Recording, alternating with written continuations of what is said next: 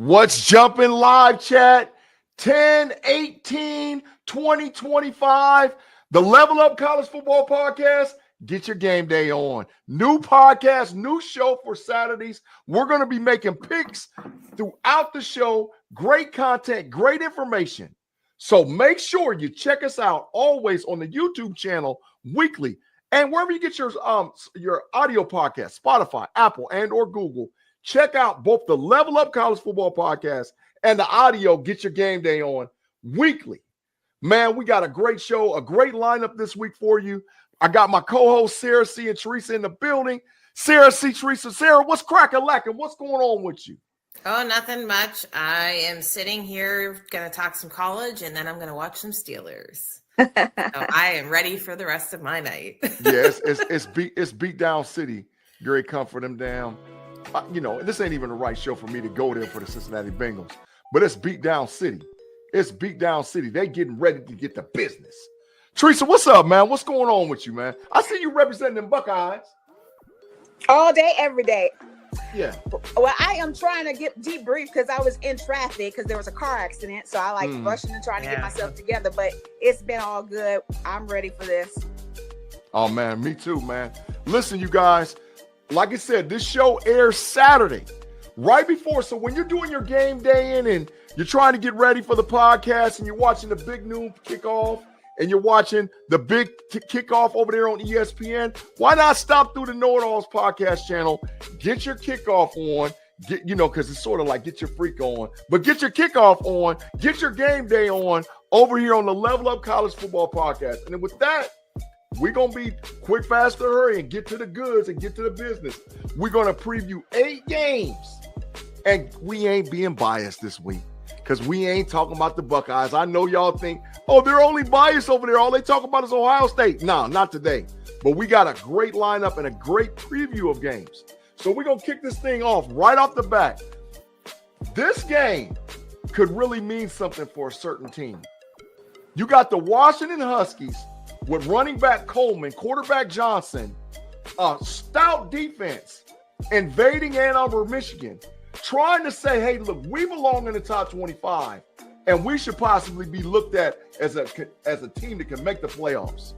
Y'all, we're going to break it down just a little bit, talk about what players we want to identify as players that can do something strange for a little piece of change and a victory, and say, okay, this is who we got to win the game. And we keeping track of this mess moving forward. So I don't want to hear no talking about, I didn't know. No, we keeping track. So you better make your pick right. Sarah, we're going to start with you. First pick, Washington Huskies versus the Michigan Wolverines. I am all in on the Huskies right now. I just really want to see them get ranked, but I think that they're going to need this win to possibly even get in there. They don't do great against the Big Ten so far whenever they're traveling. So, that's their biggest thing right now. So I want to see them play well. I really love their quarterback, Williams. His stats are super amazing. The only thing that seems to be a little bit more against them versus Michigan is they are heavily penalized a little bit more. It's never something like super like serious, but it's just like it continuously keeps happening.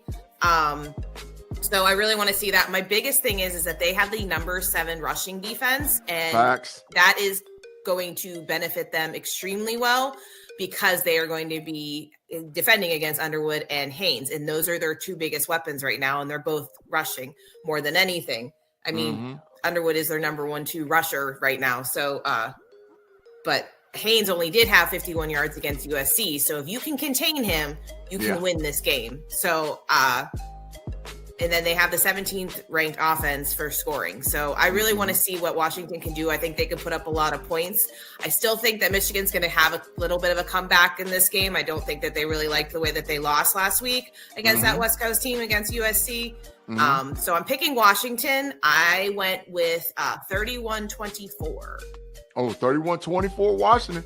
All right, Theresa, what you feeling? Because listen, I think Washington's sneaky. I'm just saying. I just want to see how you feel and what you're saying concerning Washington versus Michigan.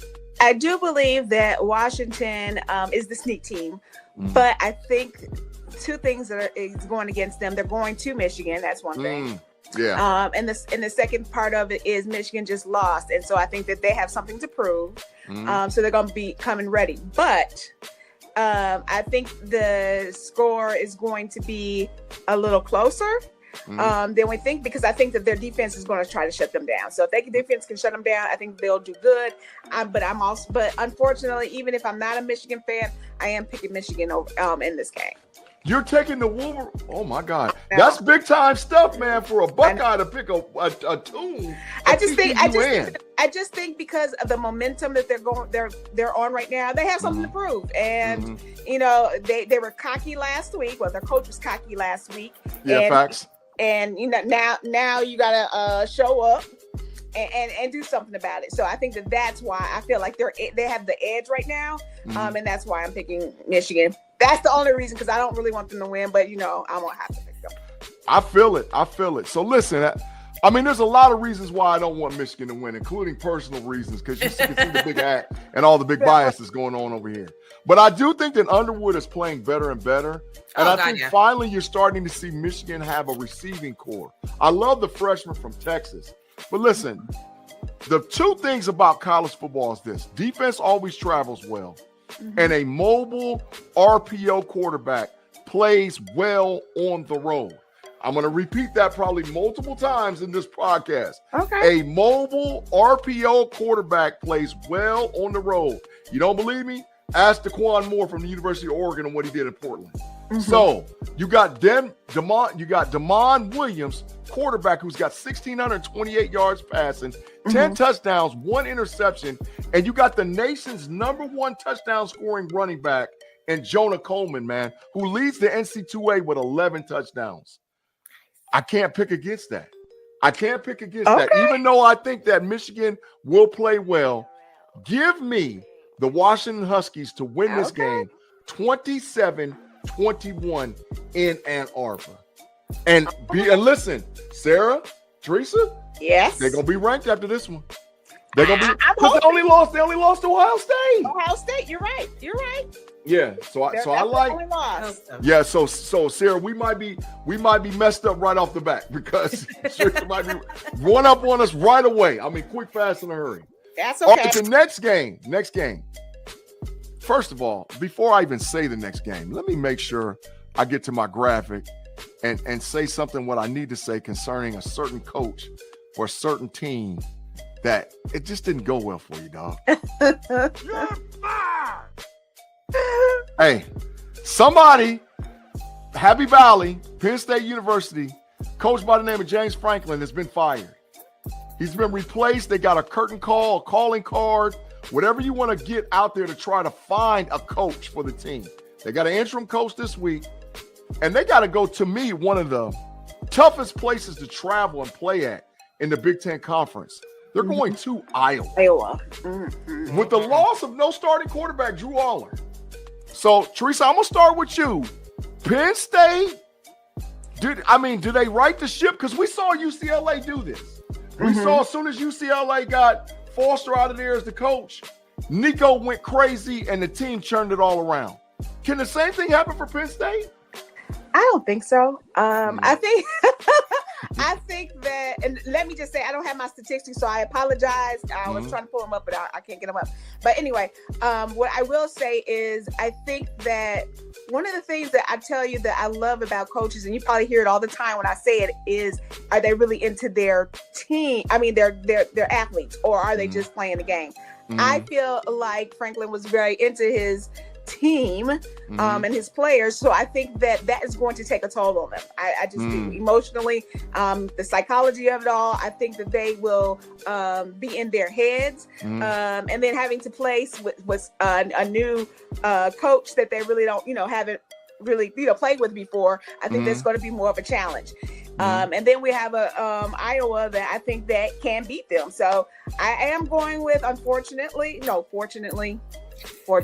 I don't know. I mean, I kind of like Penn State. I kind of feel a little bit bad about Franklin, but anyway, I won't relive that one. But anyway, I would pick Iowa in this case. Okay, so you got the Iowa Hawkeyes. You got a score for us. I'm going to say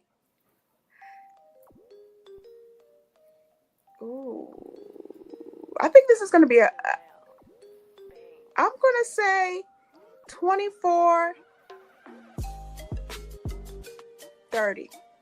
30-24 Iowa. Okay. All right, Sarah, what you got this weekend? Who are you picking between Iowa and Penn State?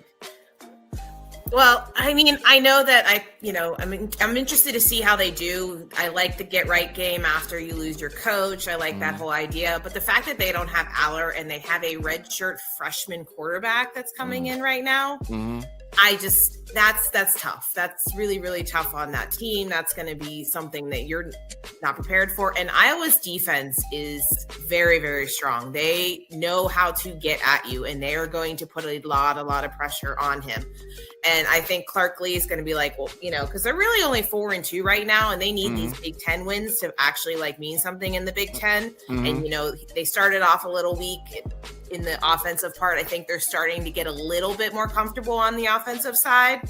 So I think that, especially now that they're home, that really makes a difference. I think it's going to be close. I think Penn State's going to give a lot of fight. I think those running, it's going to be mostly running on their side. I think that they're going to be just passing over the ball, and those two running backs are going to get as much as they can. But I just think that being where it is, being the fact that you're going to have this freshman quarterback who's never started a game and I think played 2 snaps in the game that last week because Aller got hurt so late.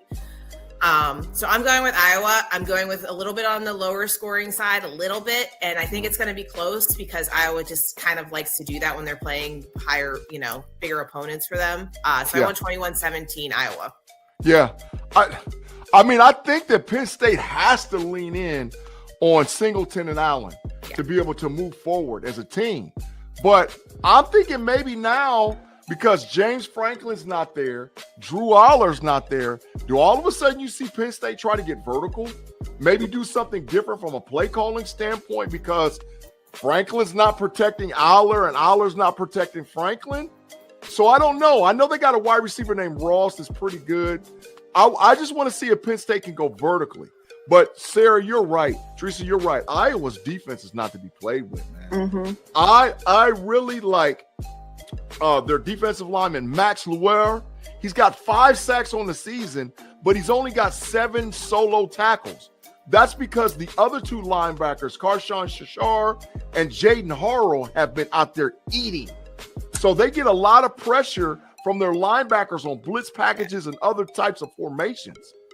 But like you said, Iowa's defense, man, is just not to be played with. Now, their offense is nothing to talk about. No. I mean, Moulton, their running back, is their leading rusher at 261 yards a game. Gronkowski, the quarterback, 743 yards passing. Nah, you're not going to do it. But Penn State, Jim Knowles ain't showed he can do nothing on defense either. So now does Jim Knowles take the leadership role for Penn State? So I think this is a very interesting game. That would be interesting. Yeah, I mean yeah. I mean, it could be. I love to see that. Yeah, but I think my heart is telling me Iowa's going to win. But it's going to be low scoring. I want to say 21-17. 21-17. Iowa figures out a way how to get a block punt and a defensive touchdown, and they walk away and win the game. But it's going to be low scoring. But I will say, I will give Penn State a fighting chance for this game. I really will. And I think that they might be able to right the ship. But as of now, I'm from the show me state. You got to show me something before I even get to pick again. All right? Because I want to win. I want to win the competition. I mean, it is friendly fire over here. I don't know if you guys know it or not. But yeah. Yes. And we all 3 of us have a super competitive spirit. So yes, we all want to win every game we pick. That's true. All right, the third game, the sneaky game of the week, that nobody's really talking about because there's all these SEC games, these Big Ten games, the big rivalry between USC and Notre Dame. But I think might be the best game on the slate. The Utah Utes versus the BYU Cougars. Both of these teams are playing outstanding football. We got an undefeated versus a 1-loss team. It's an in-state, inter-rivalry, like how you see with Oklahoma, Oklahoma State, Oregon, Oregon State. This is a Pittsburgh versus Penn State. This is a big-time matchup and a big-time game. So, Sarah, The Utah Utes, when a lot of folks don't know nothing about, they got a little midget quarterback, 5'10", right? Yeah. But BYU has a dog at quarterback. So tell us what you like and who you picking with BYU versus Utah. This one I've kind of struggled back and forth, and I know that I talked about it a lot about the home field advantage when it comes to the Holy War game, and that definitely is a big thing. Dampier is definitely one of the top dual threat quarterbacks right now in college, and Facts. They have looked a lot better since their loss against Texas Tech, which is their only loss. Facts. So that actually you look at a little bit more respectful now that you're actually seeing how much well Tech is playing. They're looking really, really good. So, but I like BYU. I like their quarterback. I like the running back. Also, he got a nice 162 yards last week, Martin. Yeah. LJ Martin is a dog. He's nice. The only thing is that if Utah can keep their time of possession and they can convert on their third downs, which they have done 60% of the time, and Dampier can stay clean, I think that they have a really, really good chance at this game. But I'm not going against what I picked on Monday. I still think BYU is going to win this game. I didn't go – that was the one I didn't come up with a score because I couldn't figure out what the heck I thought. I'm going to go with probably a little bit on the mid-level type of scoring game. I think it's going to be close. I think it's going to be like a field goal or something that ends up winning this game because these are two teams that do not like each other at all. Never have, never will. That's right. So those are the type of games that are won on a last-minute field goal or something won. So I went 27-24. Like I said, I'm not going against my Monday pick. I'm going with BYU. I think the home is just going to give that little bit of edge. Yeah, I'm feeling it. Teresa, what you got for the Utah and BYU? So I am going with Utah, and that is only because I've seen a decline in BYU's defense. In the beginning, they was hitting it and they was shutting people down. They're letting so many points come in, and I think that Utah is going to have the advantage on this one. I do think it's going to be a close game, though, and I think it's going to be won by a field goal. I'm not for sure what the score would be. I don't know if it's going to be high scoring or not. I think it's going to be low scoring personally, but I definitely think that Utah will win this game. Yeah, I want to pick Utah bad. I really do, but I just think that BYU has too much offense. Listen, LJ Martin is going to be a pro's pro. Yeah. You heard it here first on the Level Up College Football Podcast. That kid can run the ball. 101 carries for 652 yards after killing him. Now, he doesn't get in the end zone because they bring Bear Brockemeyer in when they get close, and he's got 7 freaking touchdowns. But he's a mauler. He's a freaking bowling ball. So I understand it. But the LJ Martin is a game breaker. But who I like even more is I like Bear Brockemeyer's ability at the quarterback position to line up and play quarterback, as well as being that on the goal line RPO dual threat dude that just gets into the end zone, because he's not a little fella. Let's not get it twisted. Bear Brockemeyer is not a little fella. But the difference in the game, to me, this week is the kicking game. I like Will Ferrell, the kicker for BYU. That kid can kick it from anywhere. Yeah, he can. And they're playing in that super high altitude. 70-yarder. 70-yarder. He might mess around and do it. So give me BYU to win in the Holy War. 27-21. 27-21. BYU Cougars, man. And go ahead, Teresa. Go ahead. I'm sorry, I didn't give you my score. It's going to be 17-10 for me. Oh, that's a low-scoring game. I mean, I don't see a lot of points. I don't think none of us really see a whole bunch of points. Right? All right. We got to start talking SEC, y'all. You know how it goes. And listen, I've heard more mess about how dominant the SEC is over the last 48 hours probably than I've ever heard my whole life. Talking about the Big Ten's got bottom feeder schools. Well, who in the hell is Arkansas and Kentucky and Mississippi State and the SEC? But that's a whole nother argument, a whole nother conversation. But I got to give them their props because according to the Associated Press poll, they're going to have multiple top 25 matchups this week. And this is one of them that we're highlighting. All right?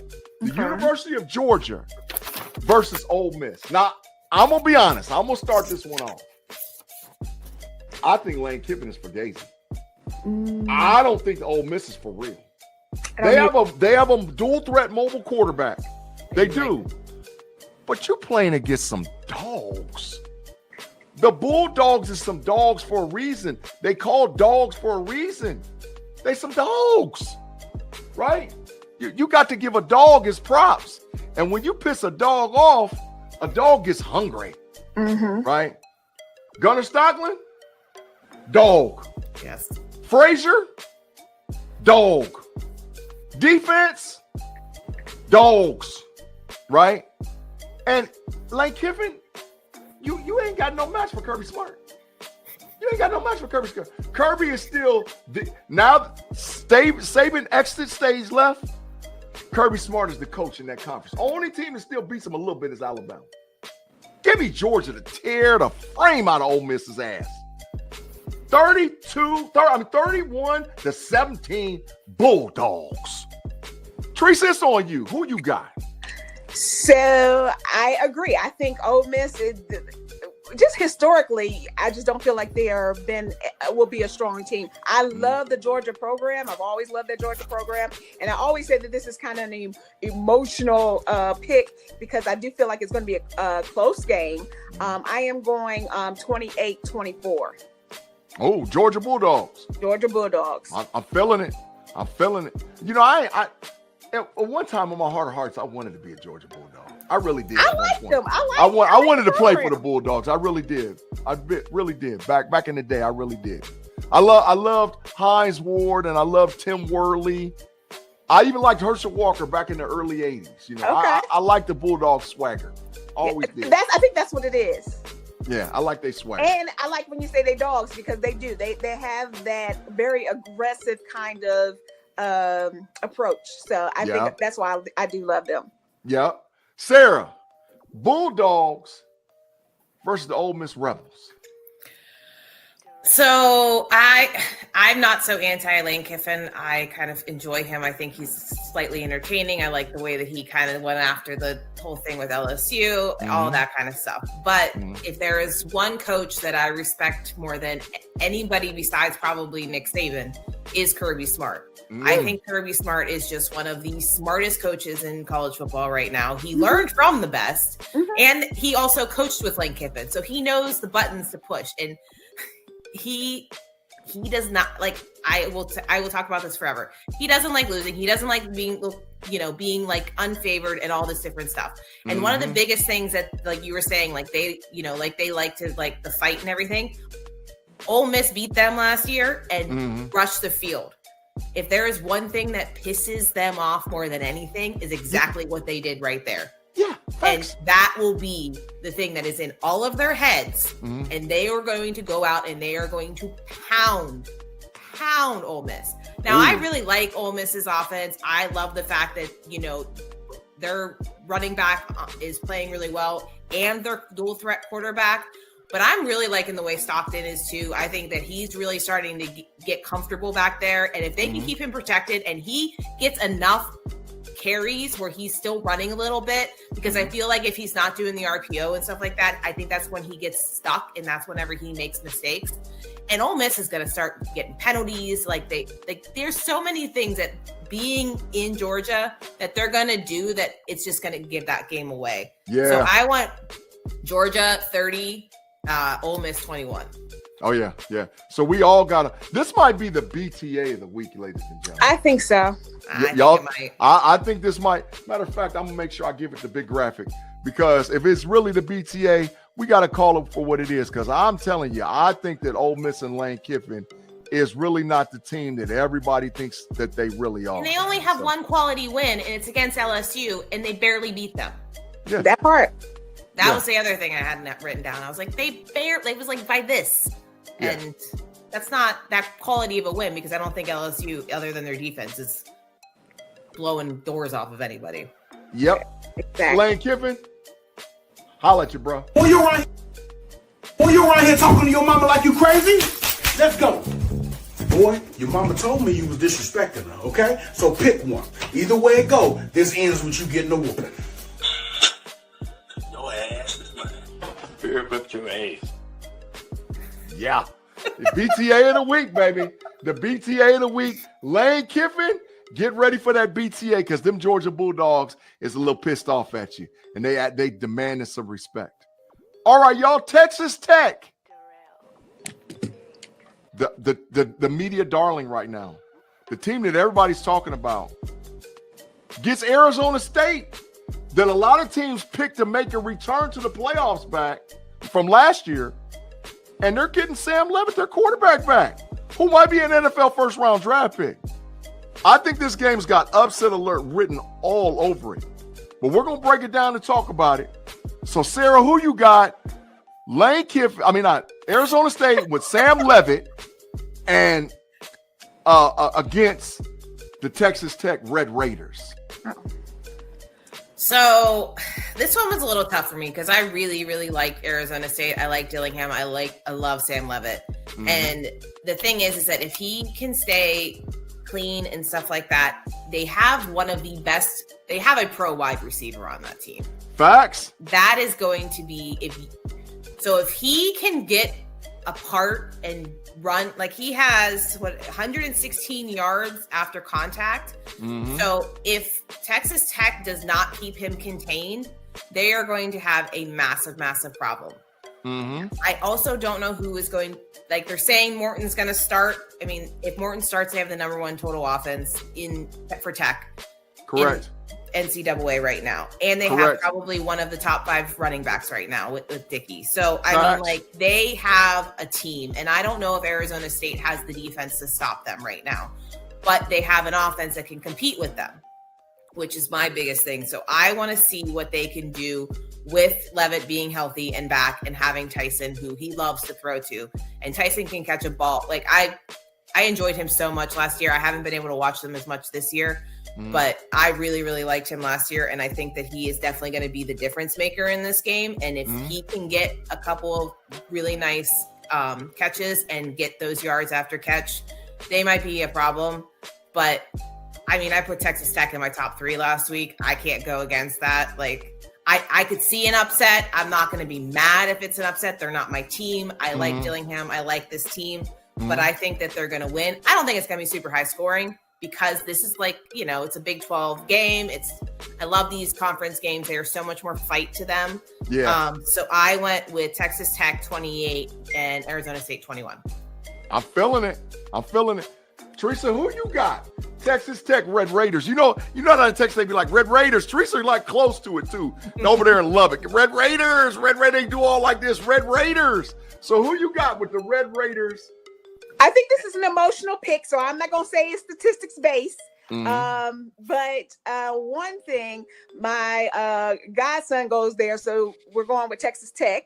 I got it. I feel that. We're going with Texas Tech. I also feel like I said that I watched one of their games, and that I can't remember which game was that. That was just like so impressed. I can't remember which one. Utah, probably. Probably. I was so impressed with them and how aggressive they were. I think that they will definitely come out. I am going with Texas Tech, and I'm going to say it's 36-17. Oh, that's a blow. That's a beat. That's a big. That's a BTA. Yeah, that's a big BTA. I think so. All right, hey, I feel it. Now listen, I'm gonna be fair, right? To me, the car that drove the ship last year for Arizona State Sun Devils was Cam Scatterbull. Cam Scatterbull is no longer there, and you see what he's doing for the Giants, right? Now Levitt is a dog, and they might have the best. I think they got probably the 3rd best wide receiver in the country. I would say Lemon at USC's 1 for the guys that are draft eligible because Jeremiah Tate's number 1. But Lemon is the best draft eligible wide receiver. Cornell Tate's probably the 2nd best draft eligible wide receiver. But the kid at Arizona State, he's really all like that. You can't go wrong by picking him for a future NFL player because he is one. But I'm gonna tell you, got 2 future NFL players on defense. The Texas Tech Red Raiders and that freaking Rodriguez running linebacker, Jacob Rodriguez, he's a monster. But his boy David Bailey that's playing beside him got 8.5 freaking sacks. If I saw a poll today with CBS Sports that the season ended today, those 2 guys, along with Arvell Reese, would be the first-team All-American linebackers. And I said, you leave Sonny Styles off the list? Had to go back and do my research. That Rodriguez and Bailey are dogs. They are dogs. Mm-hmm. They get after it. So for that alone, Arizona State, you don't stand a chance in hell. Give me Texas Tech, man, for the throttling. 35-17 Texas Tech. Throttling. Get them out of here, man. Mm-hmm. All right, y'all, we going to the cigar smoking game. The cigar smoking game, this is a rivalry within inside a conference that if you're not familiar with the SEC, you don't realize how much Alabama and Tennessee hate each other. There's been a lot of hate for years on top of years. I mean, let's just face it. At the end of the game, they start puffing up cigars like we whooped y'all. Oh, you yeah. know? And it's been going on from coast to coast to generation to generation to generation. I know a couple of years ago, Tennessee was so enthused that they snatched the goalposts down and went and threw them in the damn river up the street from the school because that's how much they wanted to win. So I think this is a prove-it-to-me game for one team, and I will say that the loser of this game is out of the college football playoff. Ain't no ifs, ands, buts about it. So, Theresa, I'm going to start with you. Who do you think is going to win between Tennessee and Alabama? So I know that Tennessee only had one loss to Georgia, and Bama barely beat Missouri. So But you know, Bama beat Georgia though, right? Right. So I'm going for Alabama. Though let's not get it right. I mean wrong. I'm going for Okay. Alabama. Okay. But I think it's going to be a close game. I think it's going to be 27-24. I think Bama has the edge right now, and they got to get into the playoffs. Like that, traditionally, they got to get there, so they have to prove themselves. So they got to have this win. Period. So I think that Bama's gonna come in there and do what they have to do. So I think it's gonna be like 27-24. Okay, I'm feeling it. Sarah, who you got this week in the Tennessee Volunteers versus Roll Tide, Alabama Crimson Tide? Well, I was kind of back and forth on this one, and then right before the show, found out that Jam Miller is hurt again. So Facts. They lost their running game again, and Facts. This is going to be something that I just don't feel super comfortable with whenever they have to put all the pressure on Simpson. This is still his first year. I mean, he's getting into the heart. They beat Georgia, but this is rivalry game after rivalry game after rivalry game. Facts. I know they're playing at Bama, but I think losing out on that really, really makes a difference. And I just really like the way that this offense is playing for Tennessee. I mean, that's their calling card right now. Mm-hmm. And Bama's not they have some really good stars and stuff like that, but they're not blowing people out of the water for anything right now. So I think with not having Jam Miller and with Tennessee trying to prove something, I like Aguilar. I love their running backs that they have there. And this is coming after a year whenever I was all about Dylan Sampson. So having Bishop, having, Thomas, and then even having Lewis on there. I love their attack with them. And I love the fact that Aguilar can get out of the pocket and really, really, really make the game interesting and a lot of fun.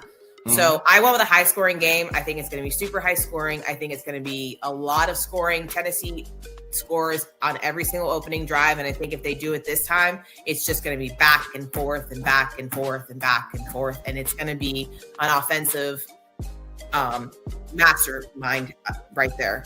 So I went with 42-40, and originally I thought it was going to be Bama, but now I'm going Tennessee. Okay.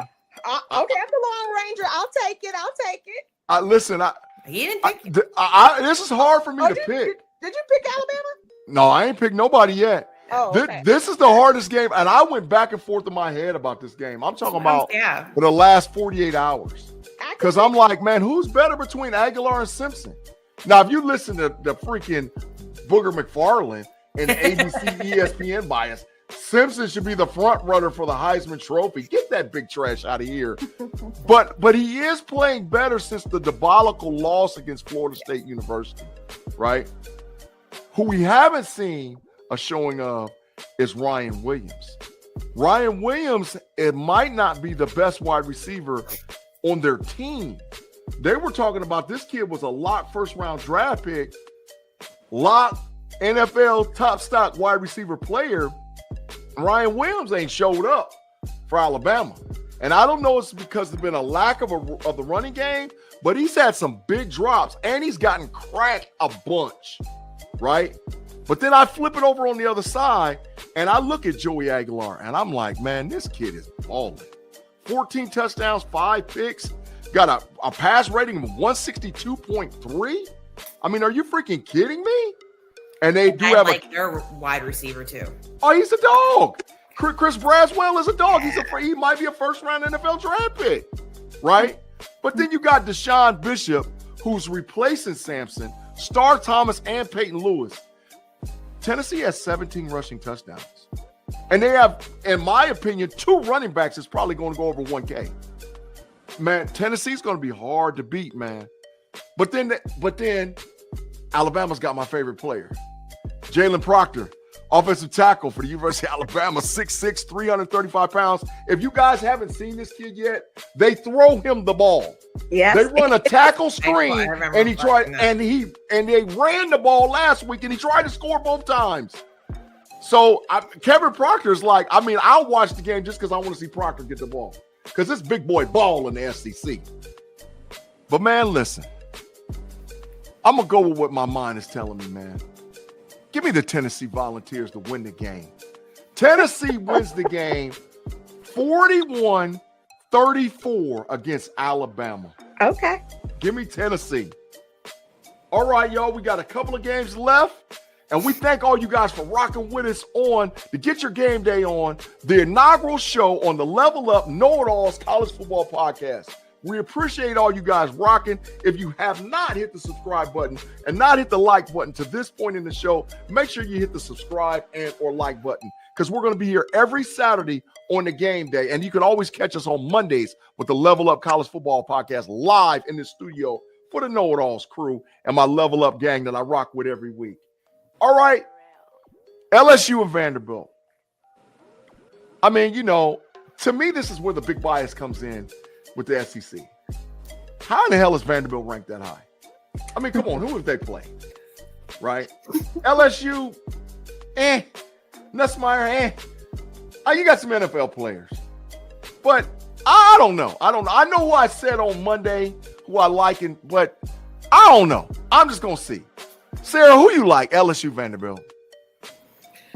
I think that this is pretty much like Vandy's prove-it game after losing to Bama this year. I think that they're coming in hot. They're playing in Nashville, which I just came from, and it is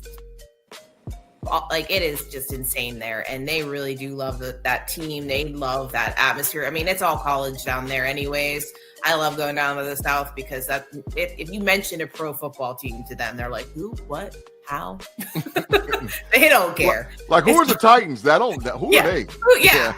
I mean, well, I don't know if you'd really want to talk about them anyways. They are getting a new stadium, though. I saw that. True. Facts. But I just think that I like LSU's defense. I love Perkins. I love what those guys are doing on that side of the ball. Mm-hmm. I just don't understand what's happened to their offense. What exactly is going on? And they finally hit over they had 162 yards in rushing just this past week, which was their first game that they got that. Facts. And it seems that their number one weapon, their little secret weapon, is their teammate, who I find interesting. He's definitely a big guy. He's definitely got a lot of strength and everything to him. But I mean, the reason why Vandy is rated so high is because everybody loves their coach and everybody loves their quarterback. Diego.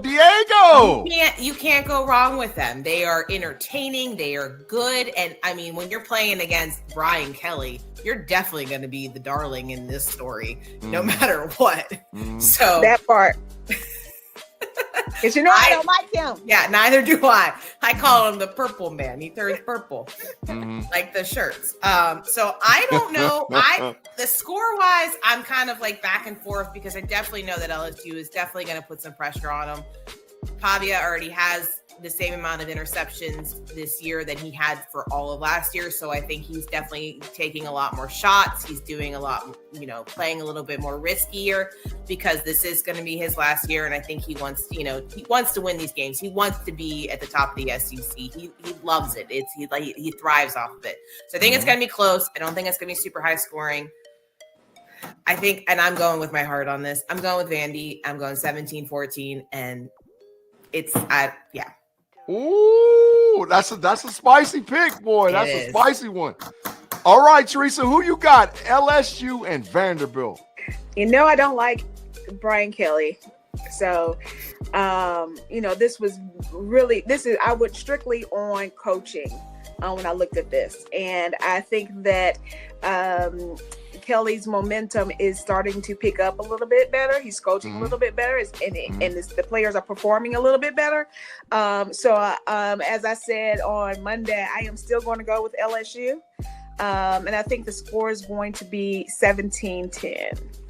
Oh, that's a low-scoring game. Mm-hmm. I think the defense is going to hold both of them.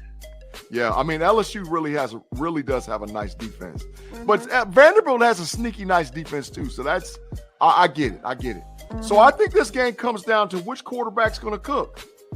Which coach is going to allow their quarterback to cook? Is it Diego Pavia or is it Nussmeier? Nussmeier, when he's playing well, he cooks. Let's not get it twisted. 1,413 yards, 9 touchdowns, 5 interceptions, which is a little high, right? But he takes a lot of sacks, man. He's been sacked 7 times, man. And sometimes he just holds onto the ball too long. LSU's never had a running game, and not even since Edwards-Helaire left. You got Caden Durham down there who finally got 100-plus yards for LSU running back. So I don't know. LSU's got defense. Let's not get it twisted. They have defensive. Weeks, Haunsley, Keys, Perkins, dogs. West and Weeks, the twins, are dogs. So I don't know, man. Where are they playing at? They're in Nashville. They're at Vanderbilt. Oh. Give me Vanderbilt. Give me Vanderbilt, man. Give me Vanderbilt for the dub, man. They're going to snatch the goalpost down and go throw it in the dirty water. Put it in that river. They're going to throw it in the dirty water, man. Give me Vanderbilt. Vanderbilt for the dub, man. I gotta go with my heart sometimes. I might be taking a big L this week because I believe in Diego Pavia. Okay. Crazy, but I believe in it. I'll be the Lone Ranger again. Yeah, I'm telling you, you might have a big lead after this week, man. It might be ugly. It'd be killing us. Oh, man, I mean, totally destroyed, right? So, now, we're to the big game, the big pick'em game of the week. The game, to me, that means so much. Because I do know this for a fact. I said earlier it's an elimination game. I guarantee you this game is an elimination game. It has to be. The USC Trojans, with the Bush push memory, on the Notre Dame Fighting Irish, invade South Bend, Indiana. USC's coming off of a huge win against the University of Michigan at USC. Notre Dame's been but they do get their quarterback CJ Carr back this week. I don't know, y'all. And there's rumors that Marcus Freeman, that Penn State's trying to get him out of there, boy. There's rumors they're trying to get him out of there. So, I mean, I don't know. But I think this game is a true elimination game. Sarah, who you got in the big game of the week? USC Trojans versus Notre Dame Fighting Irish. So I think that USC coming off of that win against Michigan and playing really well in that stadium in that area against, with these big fans and stuff like that. I think that they are really on a prove it. Lincoln Riley is pretty much coaching for his job, I think, this year. If they don't make it into the playoffs, I don't know if they're going to make it into next year. And you were talking earlier, like they have that number one receiver. They have 2 really good running backs. They have an amazing quarterback. They have I had it written down. Number 2 total offense, number 2 total passing offense. And they have 20 sacks. Facts. Facts. They get after the quarterback. Has 20 sacks. I haven't seen that in a defense on USC. I don't know. Lincoln Riley has never had a defense. Not in Oklahoma, not in USC ever. Never. No. So I just feel like they're going to be putting a lot of pressure on CJ Carr. I'm just like with these games right now, the teams that I like and the teams that I just have, I want to see USC do well. Like I said back on Monday, like I used to I've always been a Buckeyes fan, but they were always kind of like my secondary team. I mean, I watched, I was a huge Matt Leinart, Reggie Bush. Like that was where my heart was that year. So like, I love that. I was fighting for Reggie Bush every single freaking year to get his stupid Heisman back. I was so happy when that happened. Sorry. He's back in the high. They unthawed him. He's out of the high. I know, but man, that made me so mad. For many years. Yeah. So I think USC it's an elimination game. If they don't win this game, they're gonna be unranked again, and they are not making it into the playoffs. But Notre Dame is in the same boat right now, and I think it's going to be a big fight. But I'm going on upset alert big time. They're 9.5-point favorites, Notre Dame. I get that they're getting the home points and everything like that, but they have more losses, and they haven't. Like, I know they were close, but still, I don't see why everyone. I mean, I get it. It's just the Notre Dame faithful or whatever. Yeah. I don't get it. It's touchdown Jesus. You know what it is. I don't know. It's just not my cup of tea. I've never been a Notre Dame fan. I'm Irish and everything, but it's just never been my team. So I'm going USC, and I'm going 36-28, and I want to see them beat that ass. Yeah, facts. BTA in the building. Theresa, who you got? Notre Dame Fighting Irish versus them Trojan boys. Sarah, I guess we're just not going to agree. I mean, I'm going way against the grain on this. Notre Dame is 9.5-point favorites, and I'm going like, yeah. But I like Marcus. I like him as a coach. Oh yeah. Sorry. That's Buckeye Alliance. Yeah, we know what that is. Buckeye right there. That's Buckeye Alliance. I like him. And so I do think that USC has something to prove. I do feel like, coming off this last win from Michigan, which I loved, they probably have some momentum and they know where they are right now. So I think that the score is going to be 36-24. And I'm going with Notre Dame. Oh. So now listen, I'm this is just my personal belief. I think that Jaden Mavia, with a big win this week at Notre Dame, puts himself at the front runner for the Heisman Trophy. I like the quarterback in Indiana. I like him. I like him a lot. I think he's a good quarterback. I like Julian Sand, but I think Jeremiah Smith's going to get too many of his votes, right? But Jaden Mavia is out there balling, y'all. He's got a 185.6 quarterback rating. 13 touchdowns, 2 picks, and almost 2,000 yards passing this early in the season. The boy can throw the ball all over the freaking yard. And part of that is because Malachi Lemon, like I told you, is the number one wide receiver in the country. Malachi Lemon, if the first team All-American is Malachi Lemon and Jeremiah Smith, book it. Just go ahead and book it. Malachi Lemon, 44 receptions, 682 yards, 6 touchdowns, and averaging 15.5 yards per catch. He's a beast. And his yak yards are even more beastly. He has some of the highest yak yard percentages in college football. But the difference in USC is the defense and the running game. Wayman Jordan, King Miller, and Eli Sanders can run that damn ball. Between the three of them, they got 1,000 yards, right? Led by Wayman Jordan with 576 yards. And they can rotate them out. All three of those kids are averaging over 5.5 yards per rushing.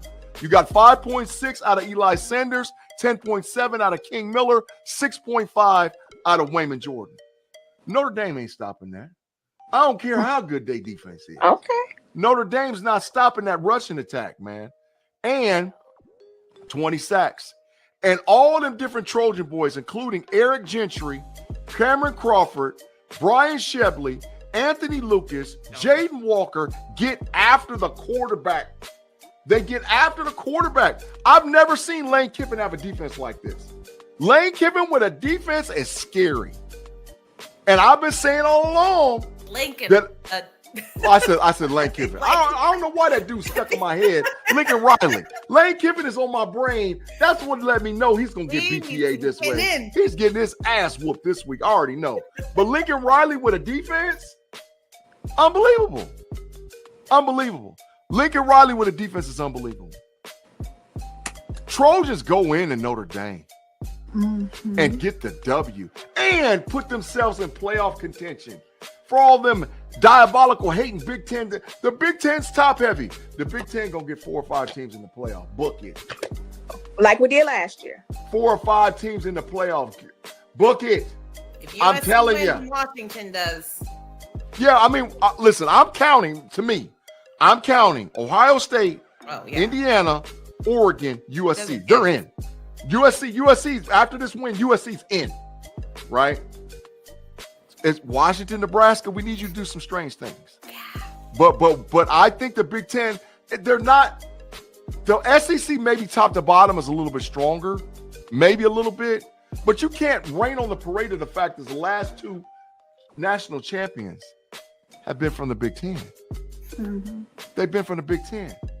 And listen, last note before we get off the show, just FYI breaking news. Signetti got an 8-year, $92 million deal with the University of Indiana. And they're going to dump $200 million in the facilities. They're building a monster in Indiana. They're building a monster. Mm-hmm. So we're going to talk about them next week because they got a huge game on the docket. So right now, I think that, like I said, USC's back. The Trojans boys back. Give me a USC for the win. 31-21 in South Bend, Indiana. All right, y'all. We're finishing up the show. We got our game day on. We're gonna start having props, and I ordered a little thing where I can blow off the, and have candles and a big explosion, and I'm gonna put on hats and all whatever else. But this is our inaugural Get Your Game Day on, right? Any final thoughts before we get out of here, Sarah and Theresa? Because we got a big Pittsburgh Steelers game that's about to be played here in a few minutes. Yeah, that's all I'm really ready for right now. So go Steelers, go Buckeyes, go Big Ten. Go Big Ten. Let's go. Let's get it. Yeah, let's go. But college football is in the building. Level Up College Football Podcast. Get your game day on. If you haven't subscribed, make sure that you like and subscribe to the Know It Alls podcast channel. Y'all, we are vastly approaching 1.1K subs. I think we only need like 2 or 3 more, and we're at 1.1K. So that's picked up a lot of subscribers over the last 30 to 45 days. We can't do it without you guys. We need you guys to support us and to continue to support us. So make sure that you always check out the Know It Alls podcast channel, the Level Up podcast, and now Get Your Game Day on every week. We got content coming to you live every day. Pittsburgh Steelers Nation in the building. Always going to be talking to them. We'll talk a little bit about them trash Cowboys. But you never know. And we all talk all sports all the time and culture. So we appreciate all you guys rocking with us on the inaugural Get Your Game Day on Level Up College Football Podcast. As for me, Big G, my co-host Sarah C and Theresa B, we thank you guys for rocking with us for another week. We will catch you guys next Saturday. And don't forget, dang, if I can get the outro, he might get stuck again. Don't forget to get your game day on. We'll holler at you. Peace.